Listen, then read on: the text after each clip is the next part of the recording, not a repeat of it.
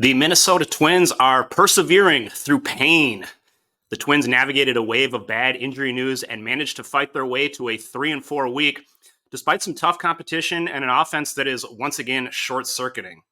While they missed out on a key opportunity to gain more ground, the Twins did shave a game off Cleveland's division lead in the Central, moving within 4 games as the clock ticks down and the race heats up.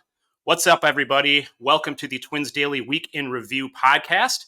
My name is Nick Nelson. We're back this week after a 1-week hiatus from the podcast. I was in Chicago enjoying Wrigleyville last week and catching some Twins baseball on the north side of Chicago. So fun little road trip. Apologies for not being with you, but we're back.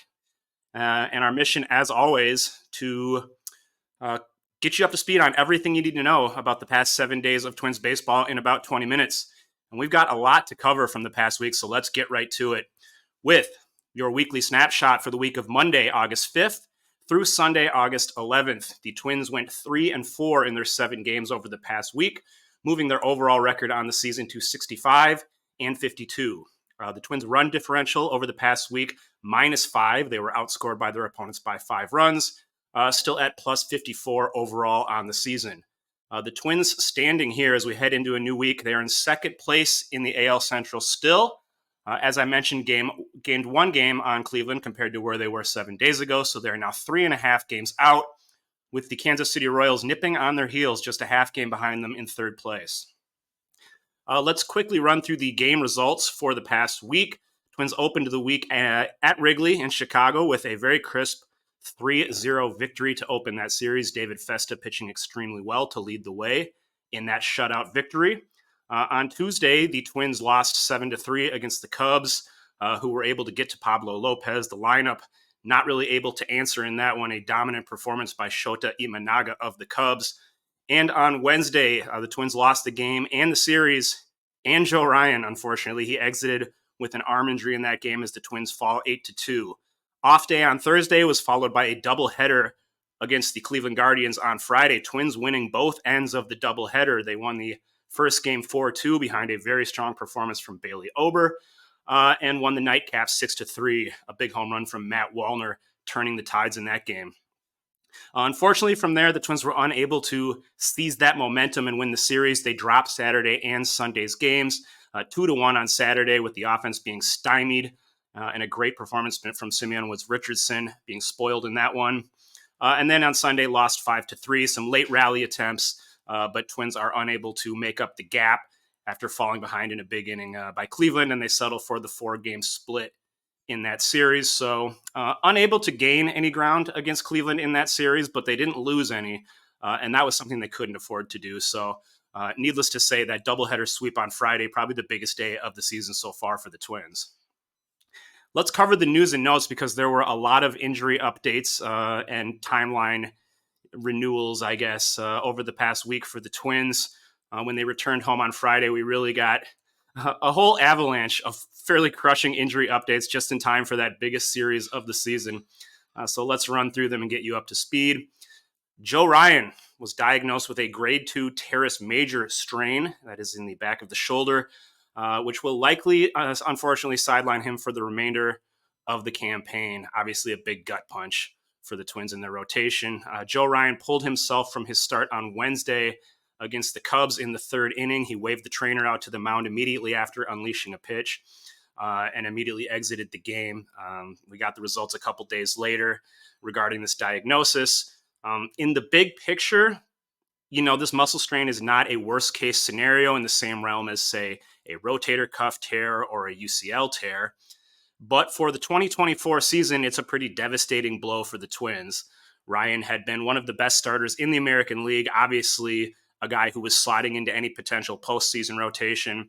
And now that does not look likely to be in the cards. The Twins haven't officially ruled Joe Ryan out for the rest of the year, but this is a 6 to 8 week minimum injury in my understanding. And that recovery timeline will really make it almost impossible for him to make it back as a starter in time for the playoffs, if at all.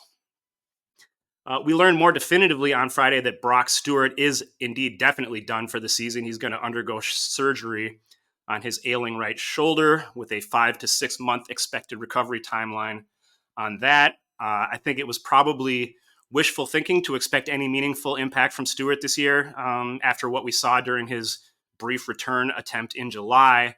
But still, the finality of this news hits pretty hard. The Twins are going to have to make do without one of their best starters and one of their best relievers the rest of the way. Brock Stewart was placed back on the 60-day IL to make room for reliever Scott Blewett, who joined the 40-man roster and active roster. Those spots might have gone to Justin Topa, who's been rehabbing, but unfortunately, he hit a setback reportedly in his rehab, leaving his status in limbo once again. While unfortunate, the injured list moves for Joe Ryan and Brock Stewart were not unexpected, I don't think, based on what we saw from them on the mound. It was a bit more surprising to see Brooks Lee join them on the injured list on Friday as well, with the team hoping that some downtime will help relieve his sore shoulder that has been known to be bothering him. You wonder how much that shoulder issue was impeding his performance at the plate, where Brooks Lee batted 197 with a 492 OPS in his past 18 games. I think to last year, Jose Miranda, and how limited he was offensively while dealing with a shoulder issue of his own. So hopefully that's the case, and some time off can help him get right, because I think Brooks Lee can definitely have a role to play this season for the Twins. But Kyle Farmer's readiness to return from his shoulder injury gave the Twins an opportunity to swap him onto the roster and give Lee a break to try to rest up that shoulder. So no timeline specifically that I've heard for him, but this doesn't sound like it's being looked at as a super long-term thing. Speaking of long-term things, Carlos Correa and his plantar fasciitis issue have unfortunately started to turn into one, despite stated hopes to the contrary early on. He was setting his sights on being back on the field for this crucial Cleveland series over the weekend. I think that was well known, but he was unable to do so as his recovery from that plantar fasciitis issue lags and frustrates Carlos Correa. He ran sprints on Thursday, but reported afterward that the foot injury is, quote, not where we want it to be yet, unquote. And it sounds like he's going to go on a rehab assignment ahead of his activation. So with that being the case, the Royals series, I think, is out the window. Next weekend appears to be the soonest Correa could return to the Twins. And even that might be a stretch, which is okay. Carlos Correa is rightfully, I think, taking a long view as the team continues to at least hold its own in his absence. They need him at his best in September and October above all. Rounding out the roster news for the week, reliever Stephen Okert went on the bereavement list on Monday, where he remains as I speak. Josh Winder was recalled to take his place in the interim. And veteran right-handed reliever Giovanni Gallegos signed a minor league deal and joined the Saints, which, there's a lot of minor league deals signed over the course of the year. Normally not too noteworthy, but this is a guy with a lot of major league experience. He's like 33, I think, has thrown over 300 innings in the majors, including this season.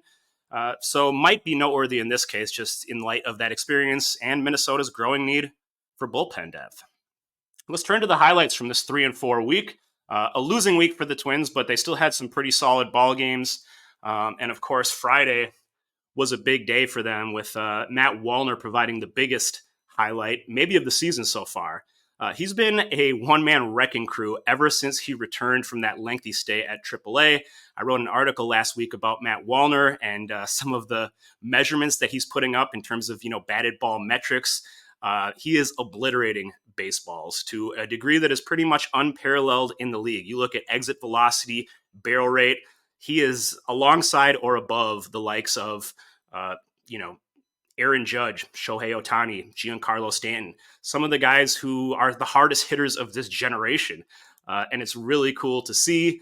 And another majestic bomb at a crucial moment on Friday night, when Matt Wallner delivered a go-ahead 3-run homer that turned the tides in that game, helping lift Minnesota to a doubleheader sweep in that nightcap game. Wallner was facing Alex Cobb of the Guardians in the bottom of the 5th with 2 runners on.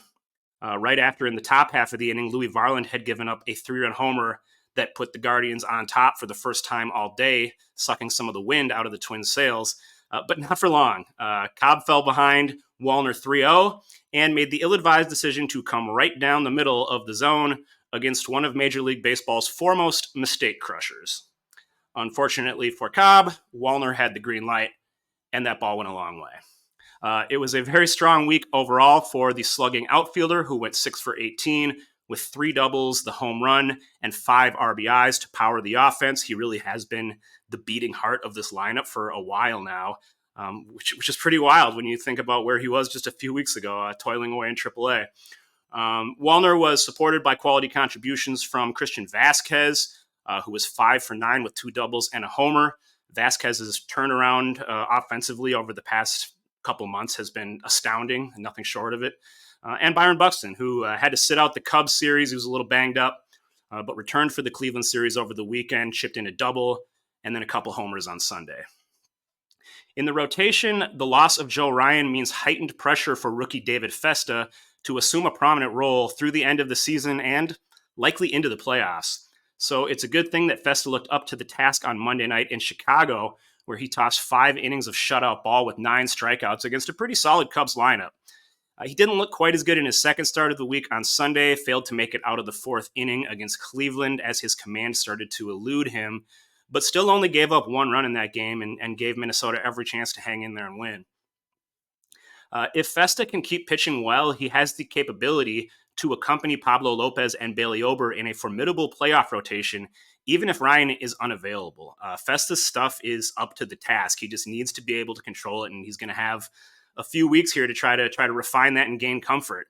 Pablo Lopez was off his game in Chicago on Tuesday, but he still has a 3.31 ERA in his past 6 turns. I'm feeling confident in him.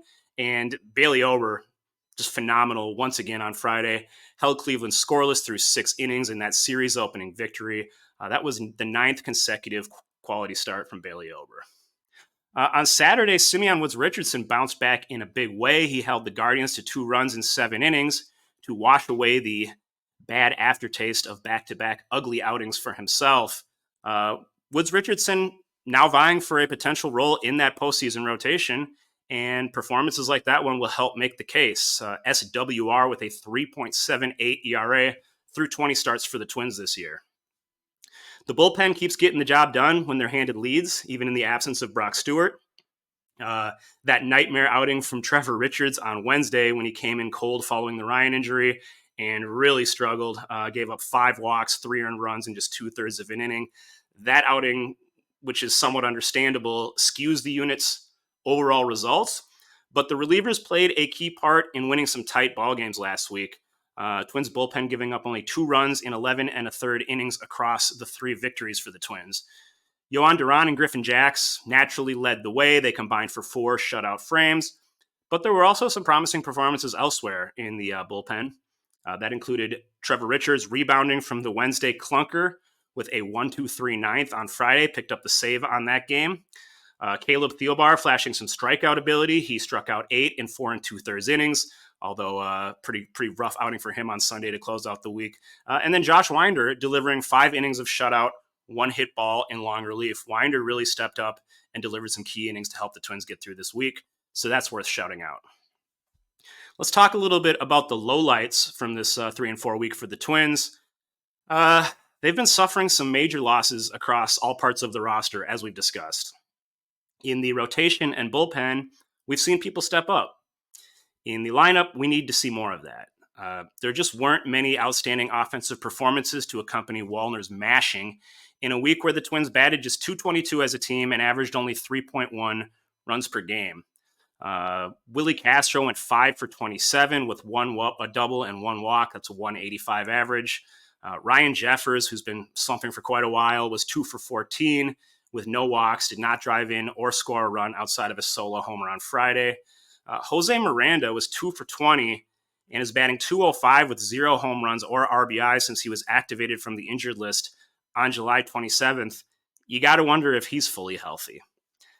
Austin Martin has been particularly unimpressive, I think. He continues to produce almost nothing offensively. He had 2 singles in 15 plate appearances last week, nothing much else. And his defense has been shoddy, whether viewed by the eye test or fielding metrics.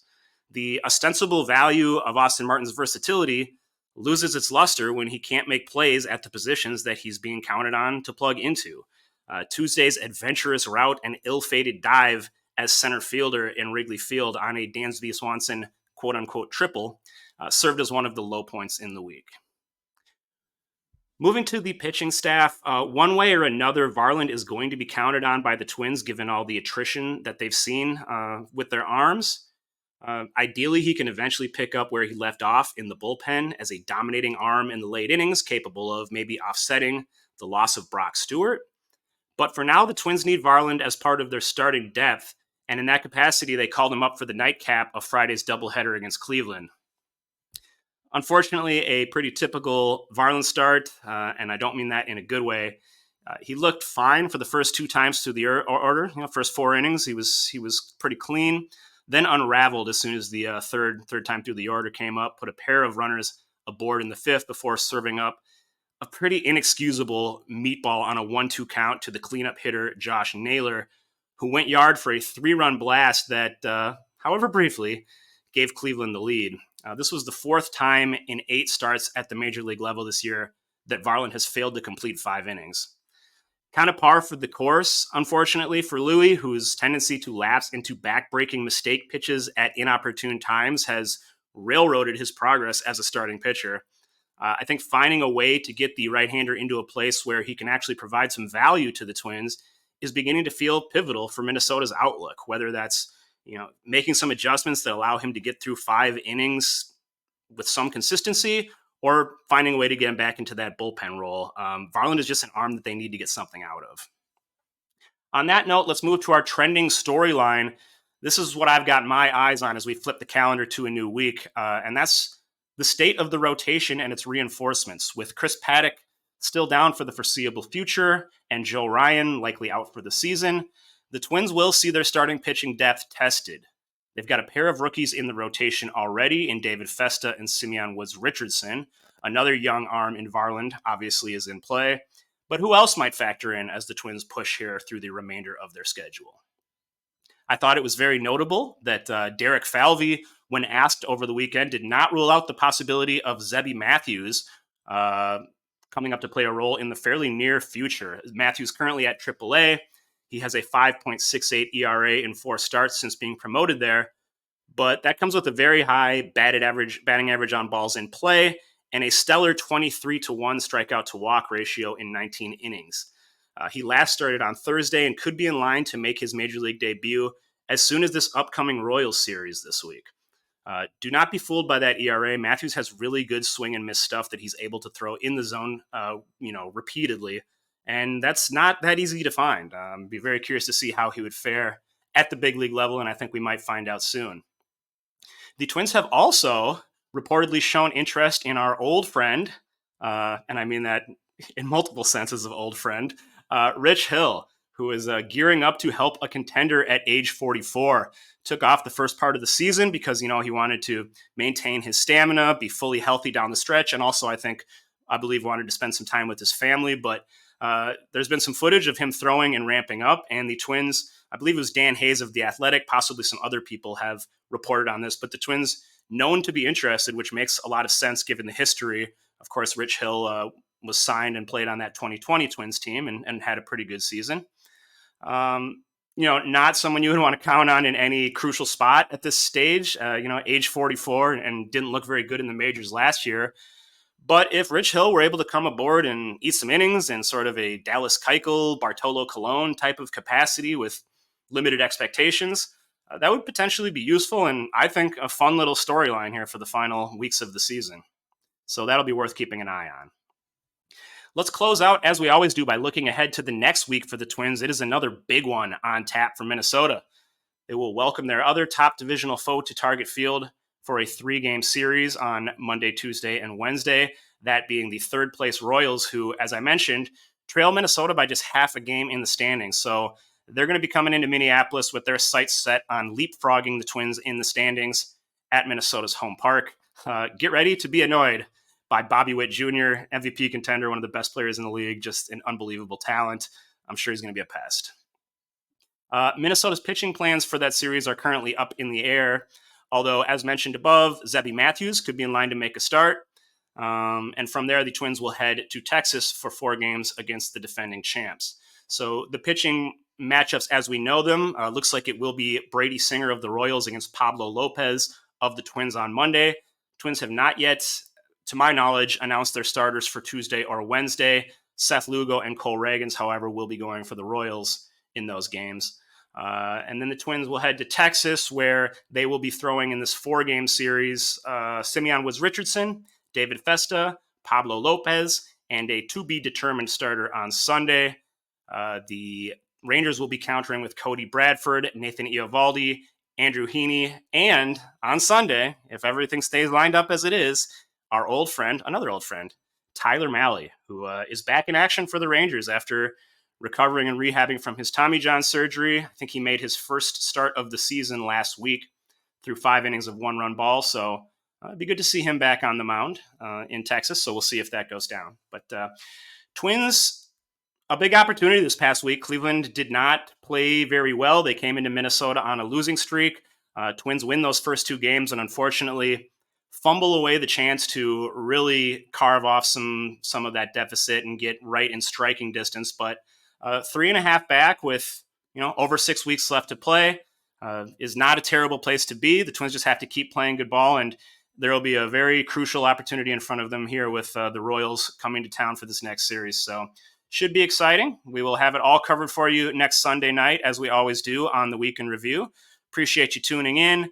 Feel free to give us a review on your favorite podcasting platform if you enjoy the show, and spread the word. We try to provide a useful service here for those who can't keep up with the day-to-day happenings of the Twins by recapping it all in this semi-bite-sized delivery vehicle. And also, it appears as an article on the site where you can comment and share your thoughts.